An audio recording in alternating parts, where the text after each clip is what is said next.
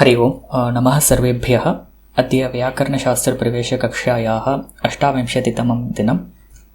गतकक्षायाम् अचोन्त्यादि T तथा एङि पररूपम् एतत् सूत्रद्वयं दृष्टवन्तः। तत्र शखन्द्वादिषु पररूपं वाच्यं तच्च टेः इत्येतत् वार्तिकमपि दृष्टवन्तः। एकवारं संक्षेपेण एकवारं पश्यामः। एङि पररूपम् इति चेत् तत्र यत्र यत्र एङादि धातुः अवर्णान्त उपसर्गात् परं भवति तत्र सर्वत्रापि पररूपसन्धिः अथवा पररूपं तत्र आदेशः भवति इति ज्ञातवन्तः। यथा प्रा एजते इत्यत्र एजते इत्यत्र विद्यमानः एकारः तत्र आदेशः भवति। अतः प्रेजते, प्रोषति, प्रेलयति, उपोषति, प्रेजते, परोषति एवं रूपाणि दृष्टवन्तः। तत्रापि पुनः आङ् उपसर्गयोजने अपि तत्र एजते इत्यस्य एजते इत्येव रूपं तत्र तिष्ठति इत्यपि दृष्टवन्तः। ततः परम् अचोन्त्यादि टी इत्यत्रापि अत्र टी संज्ञा विधानं भवति। तत्र अचः अन्त्यादिः टी एवं सूत्र विच्छेदः भवति। तत्र अत्र यः अच्वर्णः अन्ते अस्ति कस्यचित् शब्दस्य अथवा कस्यचित् अङ्गस्य तस्मात् आरभ्य अवशिष्टः समुदायः वर्णसमुदायः यः अस्ति सः समुदायः टी संज्ञकः भवति इति ज्ञातवन्तः। अत्र उदाहरणं मरुत् इत्यत्र अन्तिमः अच्वर्णः उकारः तस्मात् आरभ्य यः वर्णसमुदायः उत् इति वर्णसमुदायः वर्तते तस्य टी संज्ञा भवति इति ज्ञातं। तत्र वर्णस्य टी संज्ञा नास्ति, तस्य समुदायस्य एव टी संज्ञा भवति। यथा अत्र उकारस्य टी संज्ञा, तकारस्य टी संज्ञा इत्येवं नास्ति। अत्र उत् इत्यस्य भागस्य एव टी संज्ञा भवति। तद्वत् राजन् इत्यत्र अन् इत्यस्य टी संज्ञा। पुनः राम इत्यत्र वर्णसमुदायः अस्ति, परन्तु तत्र एकः एव वर्णः अस्ति, अतः तस्य वर्णस्य टी संज्ञा भवति आ इत्यस्य। अत्रापि वर्णस्य नास्ति, वर्णसमुदायस्य, परन्तु तत्र तस्मिन् समुदाये एकः एव वर्णः अस्ति, अतः तस्य साक्षात् टी संज्ञा भवति। अस्तु, अनन्तरम् एङि पररूपम् इत्यत्र पुनः आगतवन्तः। तत्र कानिचन वार्तिकानि वयं दृष्टवन्तः। तत्र टी संज्ञा पठनं किमर्थमिति चेत् एङि पररूपे कानिचन त्रीणि वार्तिकानि सन्ति। तत्र प्रथमे वार्तिके टी शब्दप्रयोगः कृतः इति कारणेन टी संज्ञाम् अधीत्वा अत्र आगतवन्तः। अतः शखन्द्वादिषु पररूपं वाच्यं तच्च टेः एवे चानियोगे पररूपं वक्तव्यम्। अनन्तरम् ओत्वोष्टयोः समासे वा पररूपं वक्तव्यम्। एवं त्रीणि वार्तिकानि अस्मिन् सूत्रे सन्ति। एकवारं क्रमशः पठामः। तत्र शखन्द्वादिषु पररूपं वाच्यं तच्च टेः अस्य वार्तिकस्य अध्ययनम् अस्माभिः कृतं पूर्वमेव। तत्र शखन्द्वादिगणे पररूपसन्धिः भवति इति तत्र उक्तं। तत्र शखन्द्वादिगणे तत्र साक्षात् निर्मितानि पदानि एव अथवा निर्मिताः शब्दाः एव तत्र साक्षात् लिखिताः सन्ति। यथा शकन्धुः इति उदाहरणं। तत्र अत्र शकन्धुशब्दनिर्माणे पररूपसन्धिः भवति इति तत्र अर्थः। यदा पररूपसन्धिः क्रियते तत्र टेः पररूपं भवति इति स्वीकरणीयम्। अतः शक अन्धु इति स्थितौ तत्र अत्र शक इत्यत्र टी संज्ञकः वर्णः अथवा टी संज्ञकः समुदायः अकारः वर्तते। अतः अकारस्य तथा अन्धु इत्यत्र विद्यमानः अकारः द्वयोः अपि तत्र पररूप आदेशः भवति, अकारः एव। अतः शकन्धु इति रूपसिद्धिः भवति। यदि एतद् न भवति तर्हि तत्र सवर्णदीर्घता स्यात्। तद्वत् एव अत्र कर्कन्धुः अनन्तरं कुलटा एवं दृष्टवन्तः। पुनः अत्र सीमन्त इत्यत्रापि सीमन् अन्तः इत्यत्रापि टी संज्ञकः समुदायः अण् इति भवति। अण् तथा आ द्वयोः अपि पररूपादेशः अकारः एव भवति, अतः सीमन्तः इति शब्दनिर्माणं भवति। एवं मणीषा, हलीषा, लाङ्गलीषा, पुनः पतञ्जलिः, सारङ्गः एवं दृष्टवन्तः। पुनः अयं गणः आकृतिगणः इति कारणेन इत्युक्ते यत्र यत्र एतादृशपररूप सन्धिः भवितुम् अर्हति अथवा पररूपसन्धिः अस्ति परन्तु केनापि सूत्रेण तस्य निर्वाहः न कृतः इति भवति चेत् तस्य योजनम् अस्मिन् गणे शक्यते इति कारणेन अयं गणः आकृतिगणः इति भवति। अतः अत्र किम् उदाहरणमिति चेत् मृतण्ड इति शब्दः वस्तुतः गणे पूर्वं नासीत्, तेन अग्रे आगतैः वैयाकरणैः अयं शब्दः योजितः, अतः मृतण्डः शब्दः अपि इदानीम् अस्मिन् गणे वर्तते। अतः अनेन शब्देन एव अत्र मार्तण्डशब्दनिष्पत्तिः अपि भवति। अतः मृतण्डस्य अपत्यं पुमान् इत्यस्मिन् अर्थे अन् प्रत्यये कृते मृतण्ड अन् इत्यस्यां स्थितौ मार्थण्ड इति शब्दरूपं भवति। अस्तु, एतावत् पर्यन्तं वयं गतकक्षायां दृष्टवन्तः। अग्रे इतोपि एकं वार्तिकम् अथवा वार्तिकद्वयं तत्र अस्ति अस्मिन्नेव सूत्रे, वयम् एकवारं पठामः। अत्र एवे चानियोगे पररूपं वक्तव्यं तथा ऊत्वोष्ठयोः समासे वा पररूपं वक्तव्यं, तत्र एतद्वयमपि अस्माकं पाठ्यक्रमे नास्ति, परन्तु ज्ञानार्थं वयं पठामः।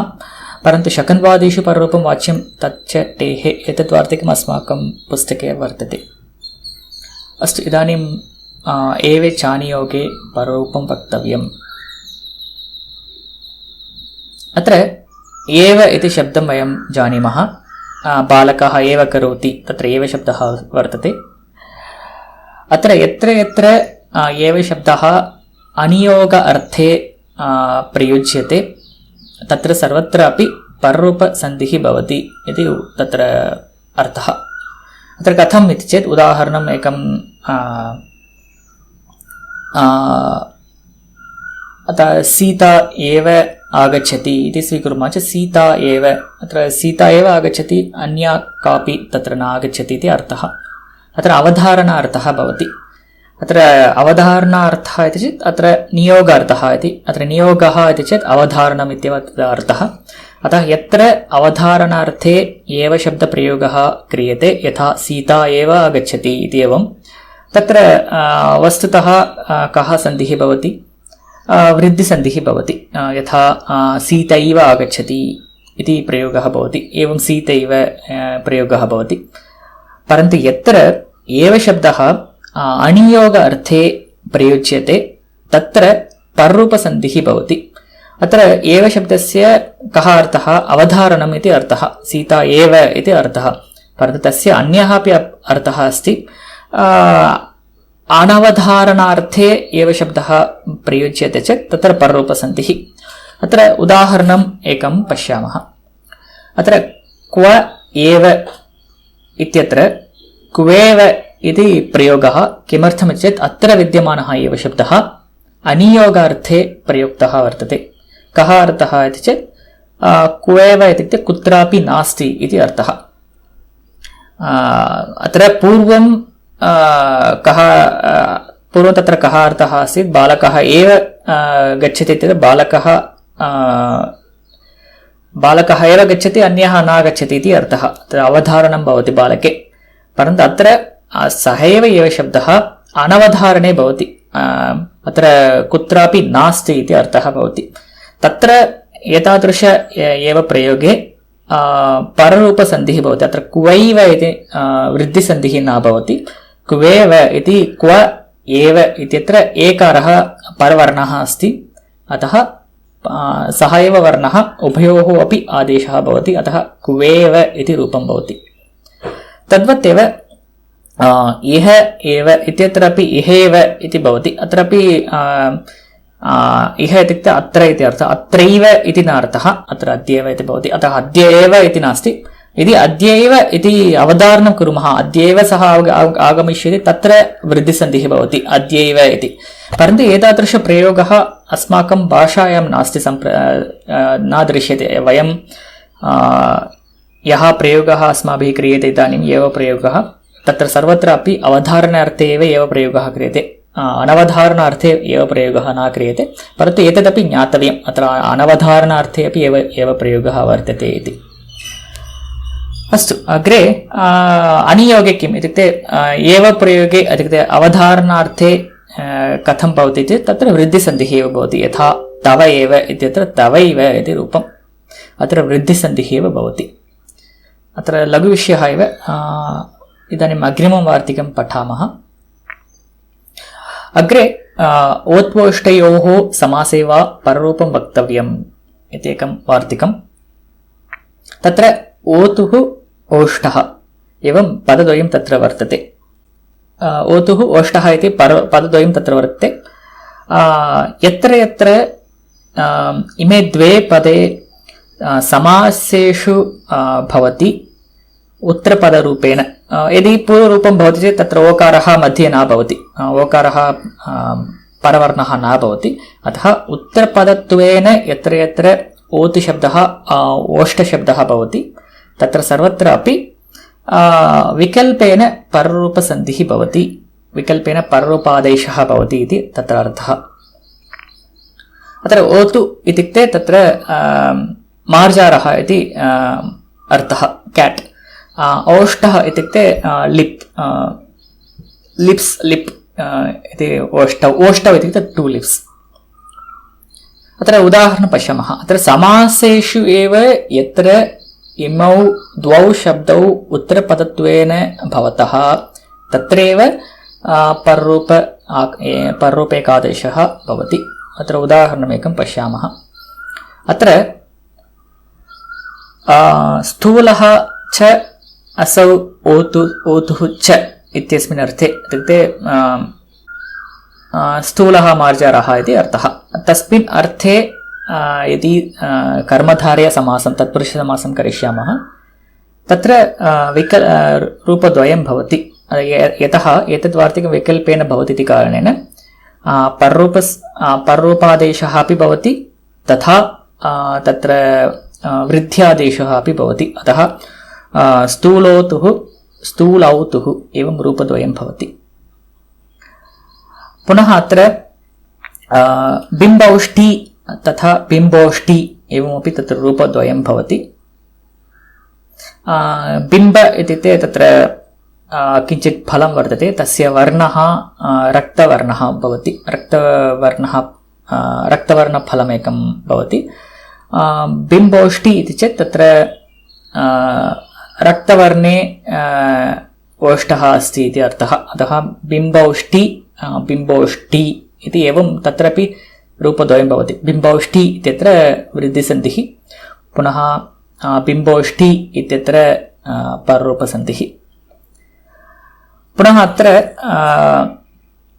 इतोपि एकं प्रसिद्धम् उदाहरणं पश्यामः कण्ठोष्ठम् अस्माभिः बहु पूर्वं दृष्टम् ओदवतोः कण्ठोष्ठम् इति वर्ण उच्चारणस्थानविषये तत्र सूत्राणि कानिचन वयं दृष्टवन्तः तत्र ओदवतोः कण्ठोष्ठम् इति दृष्टवन्तः तत्र केनापि न पृष्टं किमर्थं न जाने तत्र कथं तत्र कण्ठोष्ठम् इत्येव स्यात् खलु किमर्थं कण्ठोष्ठम् इति केनापि न पृष्टं परन्तु अत्र उत्तरम् एतदेव अत्र ओष्ठशब्दः अस्ति ओष्ठशब्दः परशब्दः वर्तते तथा तत्र समासः अपि वर्तते इति कारणेन तत्र विकल्पेन पररूपेकादेशः भवति अतः कण्ठोष्ठं तथा कण्ठौष्ठम् एवं रूपद्वयमपि तत्र साधु भवति तद्वत् एव दन्तौष्ठम् एवम् अत्र वकारस्य दन्तौष्ठम् इति दृष्टवन्तः तत्रापि दन्तौष्ठं तत्रापि ओष्ठशब्दः परशब्दः समासे भवति अतः तत्र दन्तौष्ठम् इति रूपम् अस्तु एतत् ज्ञानार्थं वयं पठामः परन्तु अस्माभिः पठनीयम् इति नास्ति एतद् वार्तिकद्वयमपि अत्र कण्ठोष्ठं दन्तौष्ठम् अस्ति इति कारणेन मया अत्र आनीतम् अस्तु इदानीं वयम् अग्रे चरामः अग्रे असमासस्थलेषु इति उक्तं तत्र तर्हि यत्र समासः भवति तत्रैव विकल्पेन रूपद्वयं भवति यत्र समासः न भवति यथा तव ओष्ठः इत्यत्र तवौष्ठः इति एकमेव रूपं भवति अतः सर्वत्र ओष्ठशब्दे पररूपसन्धिः भवति इति न यत्र यत्र समासः भवति तत्रैव पररूपसन्धिः भवति अतः पररूपसन्धिः विकल्पेन भवति परन्तु अन्यत्र सर्वत्रापि वृद्धिसन्धिः एव भवति, अतः तवौष्ठः इति रूपम्। नमस्ते महोदय। नमस्ते। कण्ठौष्ठम् इति विकल्पेन वा सूत्रे कण्ठौष्ठं दन्तौष्ठमेव अस्ति किल?